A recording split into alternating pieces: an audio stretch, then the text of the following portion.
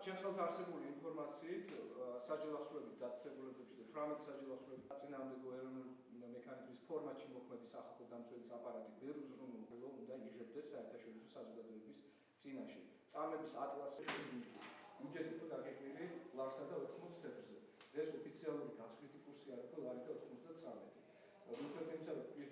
მოგეხსენებათ, რომ მძიმესი სოციალური, ეკონომიკური და პოლიტიკური კრიზისია დღესდღეობით ქვეყანაში და ამასთან დაერთო ლარის ჩვენი ეროვნული ვალუტის ჰიპერინფლაცია და დევალვაცია, რომელიც გამოწვეულია სხვადასხვა მიზეზებით, ობიექტური, სუბიექტური, დღესდღეობით ექსპერტები, ჩვენი ხელისუფლების წარმომადგენლები სხვადასხვა მიზეზებს იშველებენ, მაგრამ ძალიან ხშირ შემთხვევაში აქცენტები კეთდება იმასთან დაკავშირებით, რომ თითქოს ხელოვნურად ხდება მოსახლეობის პანიკაში ჩაგდება. სინამდვილეში, რა თქმა უნდა, ეს ესე არ არის და ამას ყველაფერს თავისი ობიექტური წანამძღვრები გააჩნია და მათ შორის რუსეთის წინააღმდეგ განხორციელებული სანქციები ერთ-ერთი ამისი მნიშვნელოვანი კონტექსტი გახლავთ. თუმცა დღევანდელი ჩვენი ბრიფინგის თემა არ ეხება ეკონომიკურ მიმოხილვას ამ მიმართულებით. ჩვენ არ უნდა დაგვავიწყდეს, რომ როდესაც ქვეყანაში არის მსგავსი ტიპის კრიზისები, ყველაზე უფრო მეტად მოწყვლადი ჯგუფები საჭიროებენ მნიშვნელოვან დახმარებას და მნიშვნელოვან ხელის გაწვდას. და ამ თვალსაზრისით იპოთეკური სესხებით მოსარგებლე პირთა უფლებების დაცვაზე სამწუხაროდ ჩვენი ხელისუფლება ხმას არ იღებს. მიუხედავად იმისა, რომ ჩვენ დეკლარირებული კურსი გვაქვს ევროპისა და ევროატლანტიკური სტრუქტურებისაკენ, ჩვენ არ ვითვალისწინებთ ევროკავშირის წევრი სახელმწიფოების იმ მნიშვნელოვან გამოცდილებას, რომელსაც ბოლო წლების განმავლობაში ჰქონდა ადგილი და დღეს მე მინდა გესაუბროთ ესპანეთის მაგალითზე. თქვენ იცით, რომ ისევე როგორც საქართველოში ესპანეთში იყო ძალიან სერიოზული კრიზისი, რომელიც დაიწყო 2009 წელს და პიკს მიაღწია მან 2011 წელს. და ისევე როგორც ჩვენთან ესპანეთსაც ყავდა თავისი ციცინო ხარაბაძეები, ადამიანები, რომლებიც თავს იკლავდნენ იმის გამო, რომ გამოუვალ კრიზისში ვარდებოდნენ ამ ასე ვთქვათ წარმოშობილი ვალებიდან გამომდინარე. და სწორედ 2011 წელს ამაია ეგანი გახდა მიზეზი, საბაბიც და საფუძველიც იმისა, რომ ესპანეთის მონარქს ხელისუფლებასთან შეთანხმებით, პრემიერ-მინისტრთან შეთანხმებით მიიღო უმნიშვნელოვანესი საკანონმდებლო პაკეტი, რომელსაც ეწოდება ესპანეთში მდგრადი ეკონომიკა.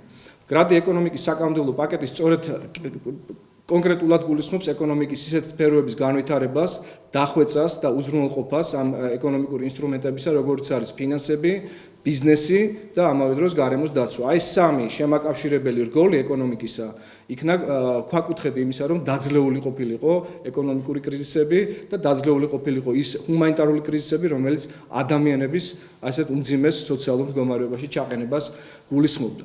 ჩვენთან განსხვავებით ესპანეთისა, სადაც ბანკების ასოციაცია პირდაპირ მიიღო დადგენილება იმასთან დაკავშირებით, რომ 2 წლის განმავლობაში, ანუ 2011 წლის ნოემბრიდან 2 წლის მანძილზე არ გამოესახლებინათ ის ადამიანები, რომლებიც უძლურნი იყვნენ გადაეხადათ იპოთეკური სესხები. და არ დაგავიწყეთ ეს იმ პირობებში ხდება, როდესაც წლიური საპროცენტო განაკვეთი არის 4,9-დან 6,9%-მდე ესპანეთში და ძირითადად ევროკავშირის წევრ სახელმწიფოებში, რაც დაახლოებით 10-ჯერ უფრო ნაკლებია, ვიდრე საქართველოში მოსარგებლე, სესხით მოსარგებლე ადამიანების მიერ აღებული ვალები. როგორც კერძო იპოთეკარებისგან, ასევე მიკროსაფინანსო ორგანიზაციებისგან და ბანკებისგან. არაფერს ვამბობ იმაზე, რომ წლების განმავლობაში აბსოლუტურად გაუთვალისწინებელი და აბსოლუტურად დაურეგულირებელი პოლიტიკის გამო თვიური პროცენტი ასეთი პროცენტით მოსარგებლე ადამიანებისთვის განისაზღვრებოდა 3%-ით, რაც 36% წარმოადგენდა წლიური კრედიტით სარგებლობისა. რა თქმა უნდა, ეს გარდაულად მიიყვანდა იმ ჰუმანიტარულ კატასტროფამდე ჩვენს მოსახლეობას, რომელიც დღეს უნდა იყოს სწორედ ეროვნული მასშტაბის დონის, ასე ვთქვათ, ზარების დარისხების პოლიტიკა ჩვენი ხელისუფლების მხრიდან, რასაც სამწუხაროდ ადგილი არ აქვს. კიდევ ერთხელ ვიმეორებ, თუ ციფრებს ჩაუღრმავდებით, კიდევ უფრო კარგად დავინახავთ, რომ 174,000 ოჯახი იქნა გამოსახლებული ბოლო 4 წლის განმავლობაში. ეს მაშინ, როდესაც პოპულაცია საქართველოში არის 4 მილიონი. ეს მაშინ, როდესაც ლარით მოსარგებლე ადამიანების ხვედრითი წილი თავად განსაზღვრეთ.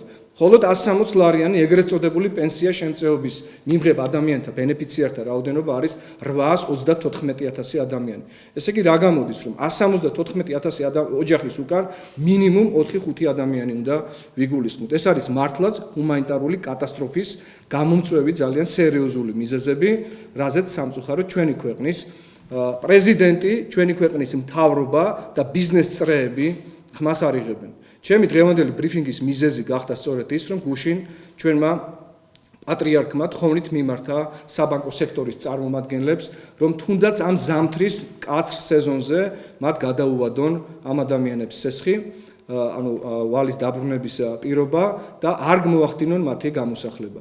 ძალიან სამწუხაროა, რომ მაშინ როდესაც ჩვენ კიდევ ერთხელ ხმამაღლა ვიმეორებ, დეკლარირებული კურსი გვაქვს ევროპაზე, არ ვითვალისწინებთ ევროპაში დამკვიდრებულ ძალიან ჰუმანურ მიდგომებს ასეთი საკითხების მოგვარების თვალსაზრისით და სდუმს ჩვენთან მთავრობაც, სდუმს ეროვნული ბანკიც და სდუმს საბანკო ასოციაცია. მე აქვე მინდა შეგახსენოთ, რომ ეს საკითხი დღეს არ დგება ჩვენი პარტიის მხრიდან, გაერთიანებული დემოკრატიული მოძრაობა და მისი ლიდერი ქალბატონი ნინო ბურჯანაძე ჯერ კიდევ საპრეზიდენტო არჩევნების წინა საარჩევნო კამპანიის დროს მოუწოდებდა ჩვენს მთავრობას, რომ შეექმნა სპეციალური უწყებათა შორისი სახელმწიფო კომისია, რომელიც დაკავდებოდა ამ საკითხების მოგვარებით. მე მინდა გითხრათ, რომ ის აქცია, რომელიც დაიწყო იპოთეკიური სესხებით მოსარგებლე ადამიანებმა, ჩვენ უერთდებით მას და არ გვინდა რომ ამ თემის პოლიტიზირება მოვახდინოთ. ამ შემთხვევაში მე როგორც პარტიის პოლიტიკური საბჭოს წევრი, მთავარი კომიტეტის წევრი და ამავე დროს უფლებადამცველი თავს ვალდებულად ვთვლი გამოვეხმაურო საქართველოს პატრიარქის თხოვნას საბანკო სექტორის მიმართ და ეს თხოვნა ჩვენ უნდა გავიგოთ ჩემის ღრმარწმენით იმგვარად, რომ ამ თხოვნის ადრესატი ასევე უნდა იყოს ჩვენი ქვეყნის მთავრობა. და დაუყოვნებლივ ბატონმა ირაკლი ღარიბაშვილმა მასთან არსებული სათათბირო ორგანოს მეშვეობით, რასაც ეწოდება კრიზისების მართვის სამთავრობო, ასე ვთქვათ, სათათბირო ორგანო, უნდა უზრუნველყოს ასე ვთქვათ, საბანკო სექტორის წარმომადგენლებთან, საბანკო ასოციაციის ხელმძღვანელობასთან და ეროვნული ბანკის ხელმძღვანელობასთან ერთად და რა თქმა უნდა საქართველოს პრეზიდენტის ჩართულობის უზრუნველყოფით ამავე დროს აი ამ საკითხის დარეგულირება. ეს არის ჩვენი დაბეჯითებული მოთხოვნა და რომ არ მოხდეს პატრიარქის სიტყვების ბრავირება და პატრიარქით ბრავირება, უბრალოდ კიდევ ერთხელ მინდა ვთქვა, მე ვსარგებლობ იმითი, რომ საქართველოს პატრიარქის თხოვნას ჯერჯერობით არ გამოხმაურებია საბანკო სექტორი და ამავე დროს მოუწოდებ როგორც პოლიტიკოსი ჩვენი ქვეყნის ხელმძღვანელობას, მთავრობას, პრემიერ-მინისტრს, რაც შეიძლება დროულად მიიღოს მხედველობაში ქვეყანაში არსებული ძალიან მძიმე ჰუმანიტარული მდგომარეობა.